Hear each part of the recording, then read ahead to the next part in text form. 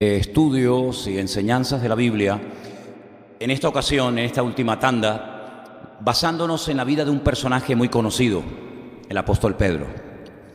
Un hombre pescador de Galilea que tuvo un día la dicha de ser llamado por el Señor Jesucristo para ser uno de sus discípulos. Como todos los seres humanos, pues también tenía sus defectos y también sus virtudes. Y la Biblia no oculta ni una cosa ni otra. La Biblia no es un libro donde presenta la cara bonita de la gente y la oculta, la tapa para que nadie se entere. No, la Biblia habla de pecados, de debilidades y de cosas que en un momento determinado grandes hombres de Dios, Pedro, David, Moisés, etcétera, hicieron para que no tengamos una imagen irreal de estas personas, para que no los idolatremos y pensemos que eran como superhombres, que no les afectaba la tentación ni las circunstancias, sino todo lo contrario. Eran, como dice la Biblia, hombres con las mismas pasiones, con las mismas debilidades y problemas que todo ser humano siempre ha tenido. Y hemos visto, desde que el Señor llamó al apóstol Pedro, cómo fue un hombre que experimentó milagros y tuvo unas experiencias tremendas con el Señor. El único hombre en la historia que se atrevió a decirle al Señor una noche de tempestad: Señor, si tú eres la silueta que estoy viendo caminando por encima del mar, si tú realmente eres, permíteme caminar contigo. Y el Señor le dijo: pues ven. Y dice la Escritura que este hombre caminó. Sí, también sabemos que se hundió, pero también sabemos que caminó, ¿vale? Un hombre que vio al Señor Jesucristo en el monte de Tabor, el monte que tradicionalmente dice que fue el monte de la transfiguración, donde el Señor se encuentra con el profeta Elías y con Moisés. Realmente tuvo experiencias tremendas este hombre, ¿no? Pero también sabemos que negó al Señor. Y uno dice: yo nunca lo hubiera negado, a mí nunca me hubiera ocurrido eso. Bueno, hermanos, dice la Escritura: el que piensa estar firme, mire que no caiga. A veces, tal vez no con las palabras, pero con las acciones, se puede también negar a Cristo, ¿saben? No solamente con las palabras, sino a veces nuestros hechos, nuestras obras pueden dejar en un momento determinado por el piso, por el suelo, el testimonio del Señor, del Evangelio. Pero el Señor lo restauró. Es un hombre que se dejó restaurar. Eso es muy importante. No solamente reconoció que había pecado, no solamente reconoció que había apostatado, diciendo: yo no sé quién es, yo no le conozco, sino es un hombre que cuando el Señor lo confronta, pues es un hombre que se deja, ya digo, restaurar y tratar por el Señor. Y entonces vemos cómo este hombre en el libro de los Hechos pasa pues por una etapa donde fue tratado por el Señor y se convierte en uno de los hombres más usados por Dios de la historia. Dentro de poco, según vayamos avanzando nuestro estudio por el libro de los Hechos, vamos a ver que llegará un momento en el que ya no se va a hablar más de él, se va a hablar ya de otros personajes, pero de momento nos hemos quedado el otro día en el capítulo 7, donde este hombre en la iglesia primitiva era una persona muy importante, muy influyente, un hombre que predicaba, un hombre que oraba por gente necesitada y el Señor lo respaldaba de una forma extraordinaria. Pero vimos que desde el capítulo 1, o mejor dicho, desde el capítulo 2, que es por así decirlo donde arranca la iglesia, hasta el capítulo 7, pues todo ha ido de maravillas, aunque, cuidado, no ha sido fácil, porque los creyentes han sido amenazados, ellos han sido ya azotados, se les ha prohibido bajo amenazas en varias ocasiones que no sigan por ese camino, que pueden perder la vida, pero ellos siguen adelante. Dice que ellos oran al Señor y le piden al Señor renuevo y le piden al Señor que les siga dando fuerzas para que ellos sigan predicando la palabra, y no importa si es en una plaza, en una sinagoga, en el templo, donde fuera, ellos aprovechaban la oportunidad para hablar del Señor, a pesar de que estaban corriendo serio peligro sus vidas. Y hasta ahora hemos visto, como dije el jueves, digamos, ataques de afuera hacia adentro de la iglesia. Son los inconversos, por decirlo de alguna manera, ¿no? Son las personas que no creen, que no aceptan el Evangelio, que no están de acuerdo con su modelo de vida. Son las personas que están tratando de frenar, tratando de poner impedimentos, si no son impedimentos espirituales, impedimentos políticos, etcétera, etcétera. Pero hasta ahora dentro de la iglesia no había surgido, digamos, problemas. Pero en el capítulo 7 sí vimos que la iglesia no solamente comenzaba a tener problemas desde el principio de afuera hacia adentro, sino que ahora ya desde adentro de la iglesia comienzan a haber situaciones que si no se atajan a tiempo, esto puede ser un auténtico desastre. Y el primer problema que surgió en la iglesia primitiva, parece mentira, surgió a la hora de la comida. Vivían en comunidad, se repartía la comida y surgió la murmuración, el cáncer de la iglesia. Comenzaron a murmurar los unos contra los otros de que a estas les daban mejor ración y más cantidad que a nosotros, y así comenzó la iglesia a destruirse internamente. Pero ellos tomaron una medida muy sabia. Dijeron, mira, lo que vamos a hacer es proponer a la asamblea, ¿verdad?, proponer a la congregación que nombren a 7 personas que reciben en la Biblia el nombre de diáconos, palabra griega que significa servidor o ayudante o colaborador, de tal manera que cuando llegue la hora de comer, nosotros no dejemos de orar y no dejemos de atender nuestros asuntos y que la gente esté bien atendida. Y dice la Biblia que la propuesta cayó muy bien. Y nombraron a 7 diáconos. Algunos de esos diáconos eran pues personas como Esteban, del cual hablaremos un poquito esta noche, Felipe, etcétera. Pero tenían que cumplir en aquel momento 3 únicos requisitos. Vimos que después los requisitos se ampliaron. En 1 Timoteo capítulo 3 vimos que después el apóstol Pablo, con el paso del tiempo, y decía, esos 3 requisitos están bien, pero además tienen que tener esto y amplía la lista, ¿verdad? Se exige más a la gente, no se le exige cada vez menos. No. Al que está en Cristo, cada vez hay que exigirle más. Se espera más de la persona que lleva un tiempo en el Señor y no se espera menos, ¿sí o no? ¿Verdad? Y dice la Biblia que los 3 requisitos que en aquel momento en la iglesia primitiva pidieron eran los siguientes: son gente, o tienen que ser gente de buen testimonio. Tienen que ser personas llenas del Espíritu Santo, es decir, personas que tengan una profunda y genuina comunión con el Señor. Y tienen además que ser personas sabias. Claro, imagínate dar de comer a miles y a miles de personas. Tenías que ser muy sabio, muy equitativo, muy ecuánime, ¿verdad?, para no irte a un lado de la balanza y darle más al que te cae bien y menos al que te cae mal, sino gente sabia, con buen testimonio, llenos del Espíritu Santo, y con esos 3 requisitos nombraron a 7 diáconos. Perfecto. Pero el capítulo 6, donde se nombran los diáconos, no termina con esa elección, sino el capítulo 6, desde el versículo 8 al 15, contiene otra historia, y es la de uno de esos diáconos.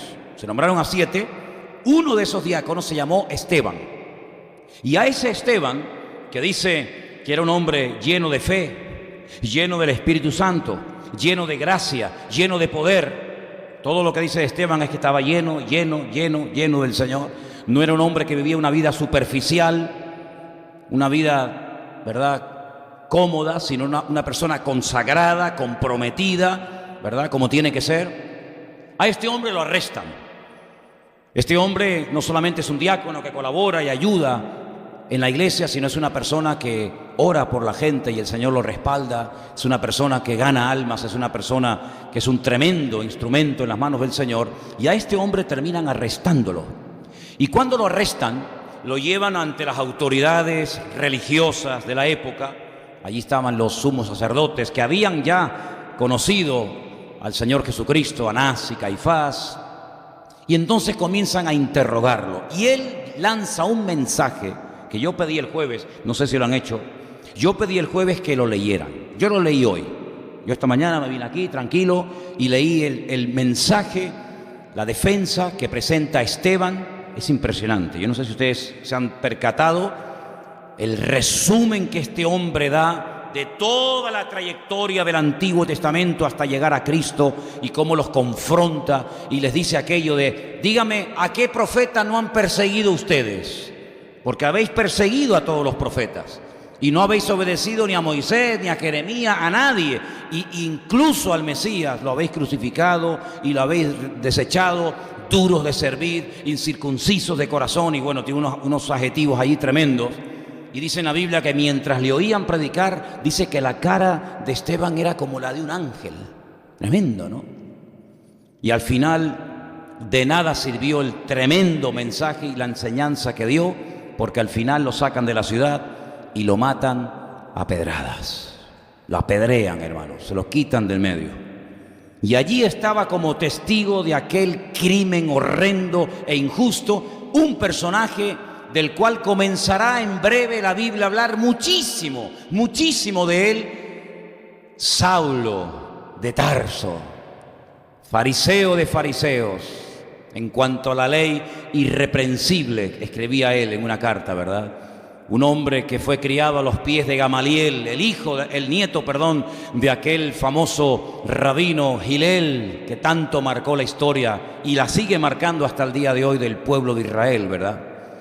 Bueno, pues aparentemente desaparece Pedro. Dice, uy, Pedro, ¿qué pasó con Pedro? Entre los diáconos, entre la defensa y el martirio de Esteban, parece como que ha desaparecido. No ha desaparecido. Lo volvemos a encontrar un poquito más adelante. Después de ver cómo matan a Esteban, se produce una persecución tremenda, la primera, una persecución tremenda que duró más de 300 años, dicho sea de paso. Los primeros 300 y pico años, los primeros 3 siglos y medio del cristianismo fueron bañados en sangre. Si un emperador era malo, el siguiente era terrible. Miles de hermanos murieron quemados, devorados por las fieras en los circos romanos, crucificados, apaleados. Bueno, aquello fue una sangría terrible, creyendo que de esta manera iban a frenar al cristianismo, y no se daban cuenta de que el cristianismo crece cuando hay sangre de mártires. Y por uno que morían, salían 100 de debajo de las piedras, y hasta el día de hoy no han podido destruir, ni podrán jamás destruir a la iglesia del Señor, porque hay una promesa que no tenemos jamás que olvidar, y más en esta época que nos ha tocado vivir a nosotros, y es que las puertas del infierno no van a prevalecer por encima de la iglesia. ¿Cuántos dicen amén? Sino que la iglesia va a avanzar en victoria, sí, con luchas, con pruebas, con persecuciones, con matanzas, con crucifixiones, con lo que tú quieras. Pero la iglesia del Señor es el cuerpo de Cristo, y contra Cristo no puede absolutamente nadie. Incluso este Saulo de Tarso, tremendo, que iba, dice, casa por casa, llevándose a la gente y los metía en la cárcel y los obligaba a negar de Cristo. Al final el mayor perseguidor, el inquisidor de la época, el Torquemada de la época de la iglesia primitiva, resulta que él mismo termina después convirtiéndose a Cristo. Y siguió persiguiendo a la gente, pero en esta vez no para matarlos, sino en esta vez los perseguía para que conocieran al Cristo que le había cambiado la vida a él. ¿Qué te parece? Fue una conversión tan espectacular, tan tremenda, causó un impacto tan tremendo en aquella época, la conversión de este hombre. Es como si el hombre más terrible, el más pecador, el más blasfemo, el peor que te puede venir a la mente en este momento se convirtiera a Cristo y se hiciera predicador. ¿Te imaginas? Sería un impacto tremendo. Pues eso es lo que pasó. Fíjate que en el libro de los Hechos, en tres ocasiones se relata la conversión de Saulo. En 3 oportunidades, porque fue algo que impactó tanto a la gente. Cuidado, que no fue fácil después para él congregarse. Para ti es fácil, vienes cuando quieres, sales cuando quieres, el jueves, el domingo. Cuidado, que cuando se quiso congregar, se lo ponía muy difícil, porque la gente no se creía que se hubiera convertido de verdad, y la gente dice que le huía, le rechazaba, hasta que al final aparece en escena un hombre del cual ya habría hablado la Biblia en el libro de los Hechos, un hombre que se llamaba Bernabé, o le pusieron por sobrenombre Bernabé, hijo de consolación, y que fue el que dijo: hermanos, yo creo que este hombre de verdad se ha convertido al Señor. Vamos a darle una oportunidad y vamos a recibirlo entre nosotros. Y gloria a Dios por Esteban, porque si no sabe Dios el tremendo predicador que se hubiera perdido la iglesia en aquellos tiempos, ¿verdad? Pero al final, por Bernabé, al final del capítulo 9 vuelve a aparecer nuestro hermano Pedro. Y vamos a leerlo, por favor, en esta noche. Capítulo 9, versículo 32. Ya hay persecución, ya no están tranquilos y seguros en Jerusalén. Unos van por un camino, otros van por otro. Felipe se ha ido a Samaria, Pedro se va hacia la costa. Ya las cosas han cambiado, hermanos. Ya las cosas han cambiado. Y dice que Pedro comenzó a visitar a los creyentes. Versículo 32, ¿lo veis? Comenzó Pedro a visitar a todos. Y vino también a los santos que habitaban en Lida. No confundan la localidad de Lida con Lidia, son 2 lugares diferentes. Y dice que allí encontró a uno que se llamaba Eneas, que hacía 8 años que estaba en cama, era paralítico. Y entonces Pedro le dijo: Eneas, Jesucristo te sana, levántate, haz tu cama. Y enseguida se levantó. Y le vinieron todos los que habitaban en Lida y en Sarón, los cuales se convirtieron al Señor. Qué tremendo, ¿no? No solamente el Señor usaba a Pedro en Jerusalén, sino que ahora sale a otra región y el Señor lo sigue usando. Porque el Señor no vivía en Jerusalén, el Señor vive en nuestros corazones. ¿Cuántos dicen amén? El versículo 36 dice que había en Jope. Jope actualmente es una ciudad donde yo cuando voy a Israel siempre me quedo a dormir en esta ciudad, más cerca de esta ciudad que de Tel Aviv. Se llama en la actualidad Jaffa. A mí me encanta esa ciudad, es una de las ciudades más antiguas del mundo. Y cuando yo voy a Israel y ya se van los grupos, pues los hermanos me alquilan un hotelito por allí, un hotelito de unos hermanos, y yo me quedo allí. Y me conozco Jaffa o Jope como la palma de la mano, porque me levanto temprano en la mañana y me la recorro de punta a punta, las callejuelas, las subidas, las bajadas. Es una ciudad muy, muy interesante. Y dice que allí en Jope vivía una chica llamada Tabita, que traducido quiere decir Dorcas. Y esta abundaba en buenas obras y en limosnas que hacía. Y aconteció que en aquellos días enfermó y murió. Después de lavada la pusieron en una sala. Y como Lida estaba cerca de Jope, los discípulos, oyendo que Pedro estaba allí, le enviaron 2 hombres a rogarle: no tardes en venir a nosotros. Levantándose entonces Pedro fue con ellos, y cuando llegó le llevaron a la sala donde le rodearon todas las viudas, llorando y mostrando las túnicas y los vestidos que Dorcas hacía cuando estaba con ellas. Versículo 40. Entonces, sacando a todos, Pedro se puso de rodillas y oró, y volviéndose al cuerpo le dijo: Tabita, levántate. Y ella abrió los ojos, y al ver a Pedro se incorporó. Y él, tomándole de la mano, la levantó. Entonces, llamando a los santos y a las viudas, la presentó viva. Esto fue notorio en Jope, y muchos creyeron en el Señor. Y aconteció que se quedó muchos días en Jope, en casa de un cierto Simón el curtidor. Y esa casa de Simón el curtidor todavía está en pie. Y los hermanos que viven allí, muy cerquita de esa casa, cuando estuve la última vez, le dije: hermanos, ¿habéis estado alguna vez en la casa de Simón el curtidor en Jaffa o en Jope? Dice: no me digas, esa casa existe. Digo: sí, hermano, esa casa está en pie y se puede ir a visitar. Y hemos estado muchas veces en la fachada de esa casa. Simón el curtidor. Allí se quedó Pedro después de haber orado por Eneas, después de haber orado por Tabita o Dorcas, y el Señor resucitarla, se va a la ciudad costera de Jope. Esa ciudad en la Biblia no es la primera vez que se mencionan, ustedes saben bien, ¿verdad? Esa ciudad fue donde Jonás, ¿se acuerdan? Jonás, queriendo o creyendo que se puede ir a un lugar huyendo de la presencia del Señor, dice que cuando el Señor lo llama y le dice: tienes que dejar tu ministerio en Jerusalén y tienes que irte al extranjero, tienes que ir a Nínive a predicar mi palabra, él se niega rotundamente a ir a predicarle a gente que no son judíos, y entonces desciende, porque desde Jerusalén hasta Jope va descendiendo, ¿verdad? Desciende a Jope, allí toma un barco, paga su pasaje y se quiere venir a España, a una ciudad del sur de España, en Huelva, que se llama Tarsis. Y en el camino le sorprende una tempestad, y todos conocemos, ¿verdad?, el resto de la historia. Y luego el barco pues lo tiene que arrojar por la borda los marineros, y hay un pez enorme que se lo traga, y entonces se lo lleva, dice la tradición, a la ciudad, creo que si no me equivoco, de Asdod, y allí entonces lo vomita, y este hombre se va caminando a Nínive, y todos conocemos esa historia tan bonita y tan interesante, ¿verdad? En esa misma ciudad ahora se encuentra Pedro, teóricamente descansando, pero dice la Biblia que mientras le preparan comida, se sube a la azotea de esa casa y se pone a orar.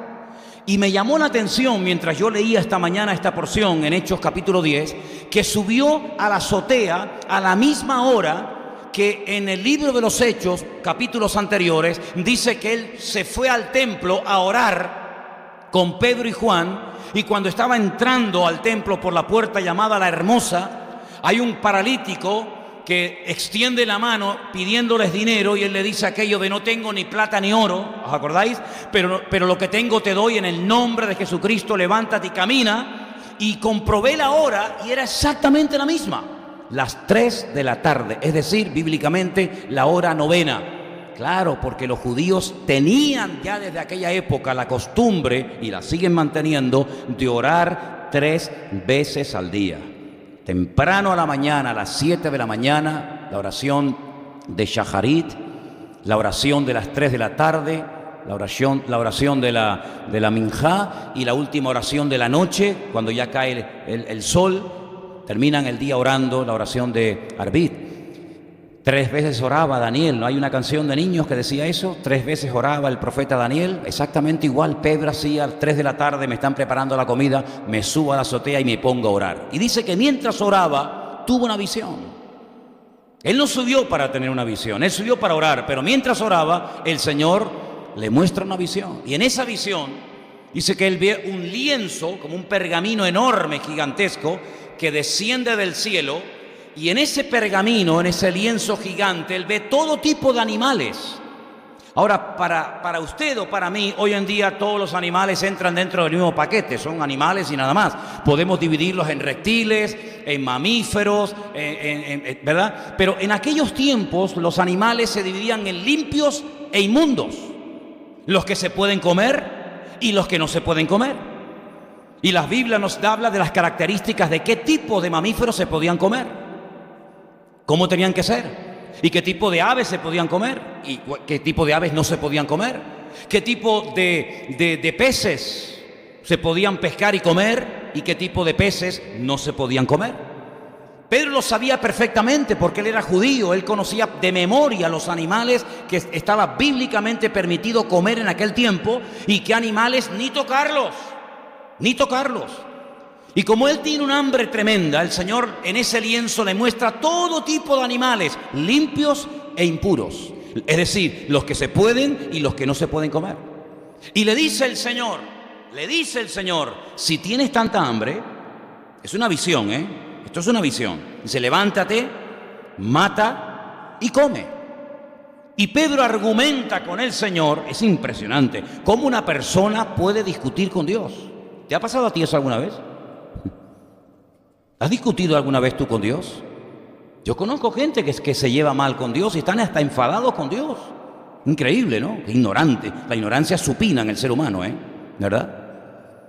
Y el Señor le dice, levántate, mata y come, y él le dice, no. Y dice, porque yo nunca lo he hecho. Bueno, pero el que usted no haya hecho algo nunca, no significa que cuando el Señor te dice que lo hagas, no debas hacerlo. Si no te cierres, es el Señor el que te está hablando, querido. Es el Señor el que te está dando una orden. Usted se levanta, come, porque yo te estoy diciendo que lo hagas. Y le dice, no. Segunda vez el Señor le vuelve a dar exactamente la misma orden. Levántate, mata y come. Y Pedro dice, no, porque yo nunca lo he hecho. En 3 ocasiones la misma orden y la misma respuesta. No, no y no. Muy bien, se recoge el pergamino o el lienzo, desaparece. En ese momento llaman a la puerta y le dicen, Pedro, hay 2 soldados romanos que te están esperando en la puerta.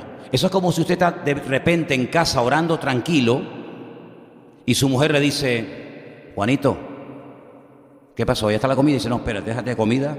Hay una pareja de policías en la puerta, están preguntando por ti, dice que vayas con ellos. ¿Cómo te sentirías? Bajarías cantando y leyendo la Biblia, ¿no? Bajarías en principio preocupado. 2 policías llamándome a mí, ¿para qué? Pero ya el Señor le había dicho, vete con ellos, no tengas miedo, tú tranquilo. Se va caminando desde Jaffa, desde Jope, hasta Cesarea, que si usted no ha estado allí, piensa que está a la vuelta de la esquina, ¿verdad? Es como si yo estoy aquí, mira, vete un momento a la esquina. No. Están caminando, si no me equivoco, 2 o 3 días, caminando. Van algunos hermanos con él acompañándole, porque resulta que en Cesarea, en Quesaria, la marítima, vive un centurión romano que cuenta la historia que estuvo en España, afincado con sus legiones romanas en el sur de España, pero que ahora está destinado a Cesarea. Y este hombre es un hombre temeroso de Dios, es romano, no es judío, pero es un hombre que ora, es un hombre que en su ignorancia busca de Dios, y el Señor se le ha presentado y le ha enviado un ángel y le dice: Cornelio, cuando tú oras, tus oraciones han llegado a mi presencia. Esto es un impacto tremendo para un centurión romano.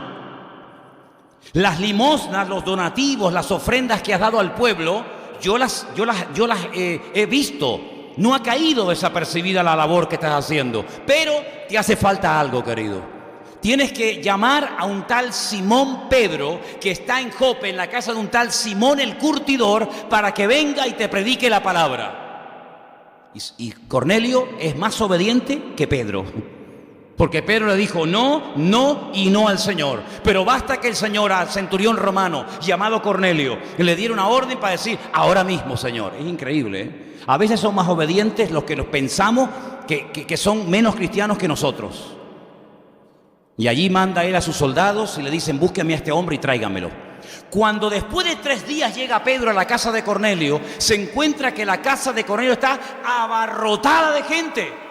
No está solo Cornelio, sino hay un montón de gente en la casa.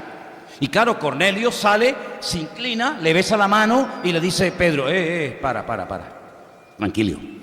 Si tienes que adorar o reconocer a alguien, reconoce y adora a Dios. A mí no. ¿Esto les vendría bien saberlo a estos que les gusta que le besen el anillo? Esto les vendría bien leer esto, porque si dicen que este señor es el primer papa, que es mentira, pero si dicen ellos que este es el primer papa le dijo: sí, ni se te ocurra. Deberían de aprender un poquito. Cuando entra a la casa, lo primero que Pedro dice, fue poco diplomático, hay que ser sincero, dice: ustedes saben cuán abominable es para mí, judío, entrar a la casa de gentiles. Como diciendo: la verdad es que yo estoy aquí por obligación, no me sale del corazón estar aquí con ustedes, pero el Señor me mostró una visión y empieza a hablar y hablar, y él se queda allí. Y Cornelio dice: mira, estamos aquí porque Dios nos ha dicho que te llamemos, y todos estamos con los oídos bien abiertos y las antenas bien paradas para ver qué es lo que tú nos tienes que comunicar. Vamos a leer en Hechos capítulo 10, por favor. En Hechos capítulo 10 vamos a leer el mensaje o parte del mensaje que Pedro da en la casa de este centurión romano.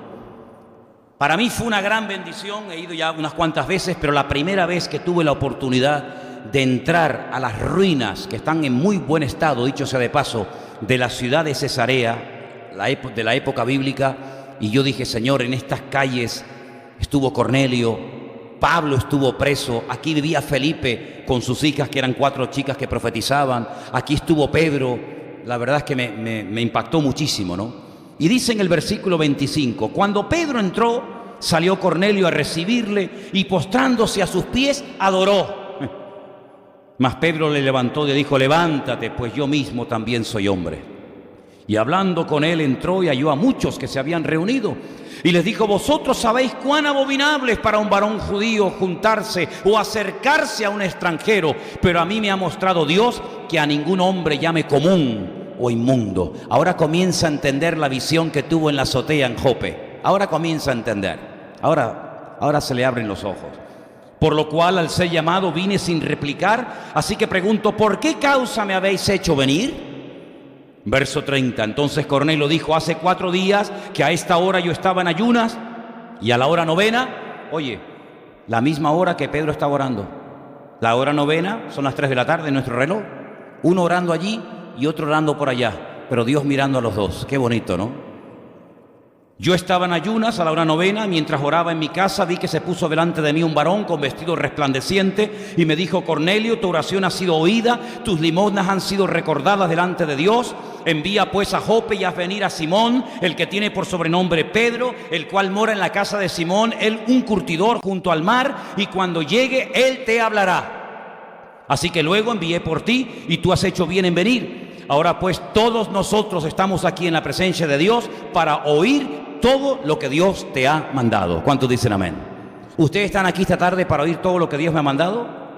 Entonces están igual que Cornelio, exactamente igual. Entonces Pedro, abriendo la boca, dijo: en verdad comprendo que Dios no hace acepción de personas. Qué bonito, ¿eh? Sino que en toda nación se agrada del que le teme y hace justicia. Dios envió mensaje a los hijos de Israel anunciando el evangelio de la paz por medio de Jesucristo. Este es el Señor de todos. Vosotros sabéis lo que se divulgó por toda Judea, comenzando desde Galilea, después del bautismo que Juan predicó. Cómo Dios ungió con el Espíritu Santo y con poder a Jesús de Nazaret, y cómo éste anduvo haciendo bienes y sanando a todos los oprimidos por el diablo, porque Dios estaba con él. Nosotros somos testigos de todas estas cosas que Jesús hizo en la tierra de Judea y en Jerusalén, a quien mataron colgándole en un madero. A este Dios levantó al tercer día e hizo que se manifestase, no a todo el pueblo, sino a los testigos que Dios había ordenado de antemano, a nosotros que comimos y bebimos con Él después que resucitó de los muertos. Y nos mandó que predicásemos al pueblo y testificásemos que Él es el que Dios ha puesto por juez de vivos y muertos. De este dan testimonio todos los profetas, que todos los que en Él creyeren recibirán el perdón de pecados por su nombre. Mientras aún hablaba Pedro estas palabras, el Espíritu Santo cayó sobre todos los que oían el discurso. Dios tenía tantas ganas de bendecir al pueblo que interrumpió las palabras de Pedro. Y los fieles de la circuncisión que habían venido con Pedro se quedaron atónitos de que también sobre los gentiles se derramase el don del Espíritu Santo, porque les oían que hablaban en lenguas y que magnificaban a Dios. Dice aquí entonces Pedro respondió: ¿puede acaso alguno impedir que el agua para que sean bautizados estos que han recibido el Espíritu Santo también como nosotros? Y mandó bautizarles en el nombre del Señor Jesús. Entonces le rogaron que se quedase allí por algunos días. Qué experiencia, ¿verdad? Qué experiencia tan maravillosa. Pedro no la buscó, pero el Señor tiene sorpresas para ti y para mí en el camino que todavía no hemos descubierto. ¿Cuántos dicen amén? No tengas la tentación, no caigas nunca en el error, en la trampa de creerte que ya lo sabes todo, que ya lo has recibido todo, que ya no hay más experiencia ni regalos por el camino, porque nuestro Dios todavía tiene poder para sorprendernos. Tal vez tú ves todo negro, no ves más allá de tus narices, no ves respuesta, no ves solución. Te encuentras como ese hámster, como ese ratoncito dando vueltas y vueltas y vueltas y no llega a ninguna parte, ¿verdad? Pero el Señor tiene todo bajo su control. Uno estaba orando en un lado, otro estaba orando en otro lado. Y yo les digo que cuando nos ponemos a orar, aunque no veamos, aunque no sintamos nada, aunque aparentemente todo siga igual y no haya cambiado nada, cuando la iglesia se pone a orar, cuando tú y yo comenzamos a orar y a clamar delante de Dios, Dios comienza a mover su mano poderosa y nada ni nadie puede detenerlo. ¿Cuántos dicen amén? Por eso, hermano, no te pierdas estas bendiciones, estas sorpresas que Dios tiene en el camino. Pedro no se esperaba jamás en la vida que lo iban a llamar personas inconversas, romanos, gentiles. Fíjate tú, un centurión romano. Es como si el inspector jefe de policía de aquí de Tenerife nos llamara para que fuéramos a su casa a predicarle el evangelio. Imagínate tú, hermano, los romanos eran los que controlaban el mundo. Eran los que tenían el poder, la autoridad, las armas, el dinero, las leyes, todo. Tenían la sartén por el mango. Podían matar, podían crucificar, podían hacer lo que les daba la gana. Pero en esta ocasión no utilizaron mal el poder, sino que en esta ocasión lo que hicieron fue pedir ayuda a quien podía dársela. Y en este caso era al siervo de Dios, a Pedro, que fue allí y les predicó la palabra del Señor. Claro, esto para Pedro fue algo nuevo. Él nunca lo había hecho. Para él los gentiles eran inmundos, eran perros. No tenían opción a la salvación. Porque los judíos eran muy exclusivistas, no eran proselitistas, ni siguen siéndolo hoy en día. Sin embargo, el Señor les había dicho el día que se despidió en el monte de los Olivos: id por todo el mundo y predicar el evangelio a toda criatura. Ellos creían que eso de toda criatura y eso del prójimo era hablarle a otro de su raza, a otro del pueblo de Israel, pero no. La visión de Dios es mucho más amplia que la visión que podamos tener todos juntos en esta noche. Dios no es racista. Dios no excluye absolutamente a nadie, ni por su nivel social, cultural, ni por su raza, ni por nada. Dice la Biblia que Dios amó al mundo, a todo el mundo, a toda la humanidad lo amó de tal magnitud que murió por todos, absolutamente por todos, para que todo ser humano No importa la edad que tenga, no importa dónde viva, no importa de qué religión proceda, da igual, para que todo aquel que crea en Él no se pierda, mas tenga vida eterna. Aleluya. Pero hay algo tremendo en esta historia. Cornelio ha orado, Dios lo ha oído. Cornelio ha dado limosnas, Dios las ha visto. Pero a Cornelio hay que predicar el evangelio. ¿Te das cuenta? Dice Romanos capítulo 10, ¿cómo creerán si no hay quien les predique? Cornelio no era salvo. Cornelio era un buen hombre que hacía cosas de cristiano, pero no era cristiano. Por eso cuando hay gente que me dice, no, pero yo conozco en la calle buena gente, yo le digo, claro, es que el mundo está lleno de buena gente. No solamente hay gente mala y ladrones y sinvergüenza, no, en el mundo hay gente muy buena que hacen cosas típicas de cristianos. Hay muchas organizaciones, hay muchas personas que dan fortunas a iglesias, a misioneros, a buenas causas, gloria a Dios, pero no son cristianos.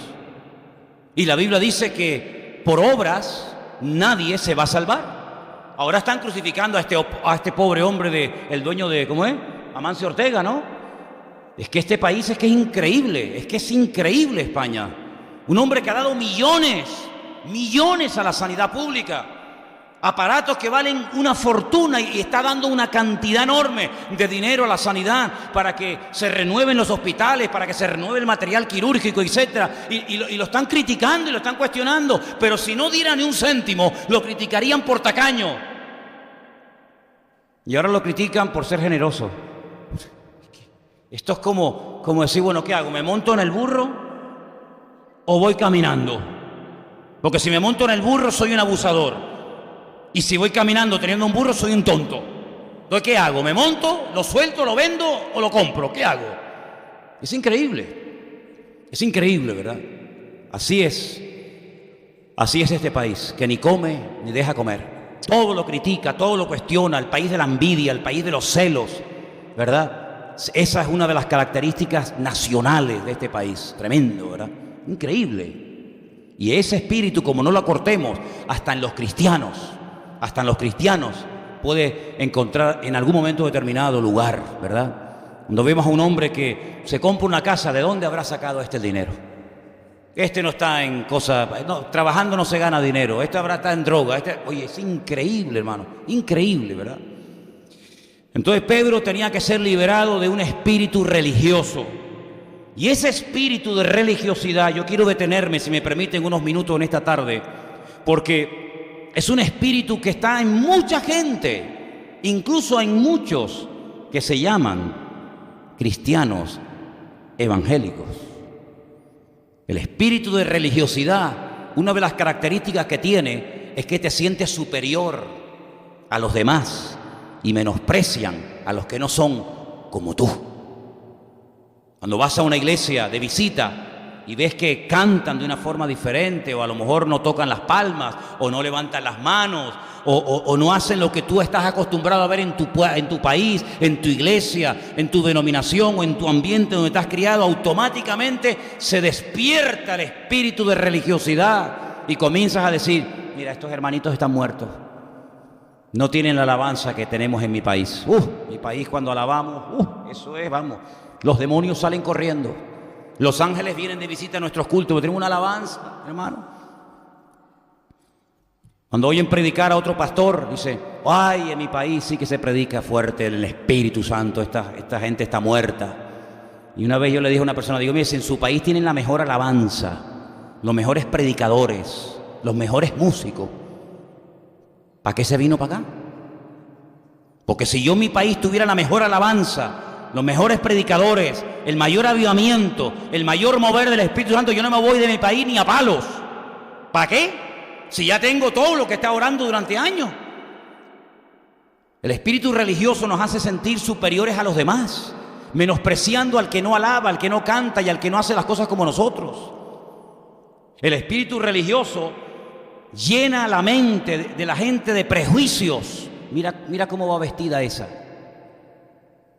Mira cómo se mueve aquel. Te bloquea la mente. Pedro era buena persona, pero una persona con un espíritu religioso que no iba a entrar jamás a predicarle a una casa de un gentil porque para él eran perros. y no entraban dentro de los planes de Dios. Fíjate tú qué barbaridad. ¿Cómo podía llegar a pensar un hombre así? ¿Quién yo que ahora entre en prostitutas y ladrones y sinvergüenzas y etarras y travestis? Aquí no. ¿Y entonces a dónde van a ir? ¿A dónde van a ir los perdidos? ¿A dónde van a ir las personas que necesitan ayuda? ¿A dónde van a ir? ¿A dónde van a ir? Díganme ustedes. ¿A que le lean las manos? ¿Al santero? ¿Al brujo de la esquina?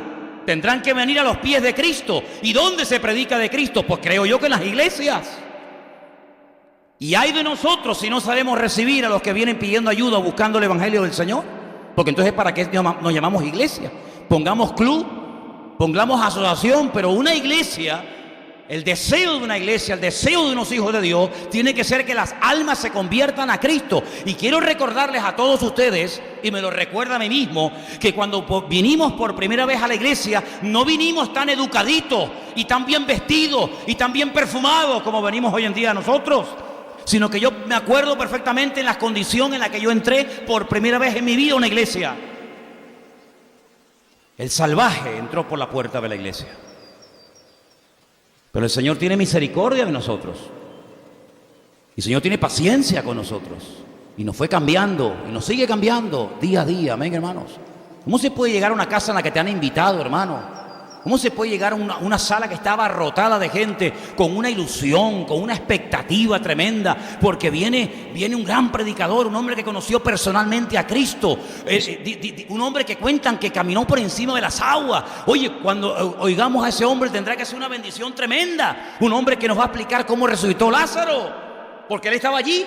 Un hombre que nos va a explicar de qué habló Elías, Moisés y Cristo en el monte Tabor. Un hombre que nos va a explicar cómo comía, cómo hablaba, cómo se levantaba el Señor. ¡Qué maravilla tenerlo de visita! Y cuando llega el predicador, en vez de decir buenas tardes, hermano, qué bendición tan grande estar con ustedes aquí en Cesarea, qué privilegio. Tenía unas ganas de estar con ustedes, hermano. Qué bendición tan grande. Un jarro de agua fría a toda la audiencia.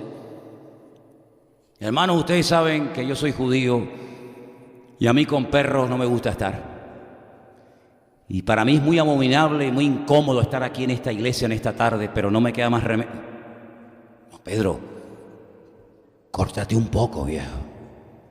Sé un poco más diplomático. Así empezó el discurso. No, no me extraña que el Señor lo haya interrumpido y derramó su Espíritu Santo sobre la audiencia, ¿no? Ahora, cuando él llega a Jerusalén, cuando Pedro llega a Jerusalén con esta experiencia nueva para él, espérate, ¿ustedes creen que lo están esperando con pandero y danza? ¿Ustedes creen que pusieron la alfombra roja y le dieron la bienvenida a Pedro, que acaba de venir de Cesarea? Hermano, ha hecho una campaña evangelística tremenda con los romanos. Viene a contarnos testimonios tremendos. Sí, ya. Escucha, mira, capítulo 11. Oyeron los apóstoles y los hermanos que estaban en Judea que también los gentiles habían recibido la palabra de Dios. Pero aquí no hay un gloria a Dios, aquí no hay un aleluya, aquí no hay un gracias. No. Ellos oyeron las noticias, pero espérate cómo lo estaban esperando. Cuando Pedro subió a Jerusalén, discutían con él los que eran de la circuncisión, diciendo, ¿por qué has entrado en casa de hombres incircuncisos y has comido con ellos? A ver, aclárate, ¿cómo es posible que hayas roto el protocolo? ¿Cómo es posible que te hayas contaminado con esta gentuza? ¿Cómo es posible que tú, siendo predicador, apóstol, reverendo, etcétera, siervo de Jesucristo, no se te ocurra más que meterte en casa de incircunciso? Hermano, incircunciso, llamarte a eso en aquella época era un insulto, ¿eh? ¿Y cómo lo sé? Pues mira, hermano, cuando David fue a pelear contra el gigante Goliat, ¿qué le dijo? ¡Ay, qué bonito eres! ¡Ay, qué lindo! Te voy a meter una pedrada que te va a reventar, ¿no? Le dijo, filisteo incircunciso. Era un insulto, hermano, no era un halago. ¿Cómo es posible que hayas ido a comer y hayas tenido comunión y a predicarles el santo evangelio de Jesucristo a incircuncisos, a gentiles? Y entonces Pedro, gracias al Señor, con una paciencia tremenda, les explica y al final lo entienden y se regocijan en el Señor. Hermano, ¿puede el Señor hacer algo nuevo en su iglesia hoy en día? Ustedes dicen que sí, pero yo que conozco muchas iglesias, le digo que en muchas iglesias a Cristo no lo dejarían ni entrar.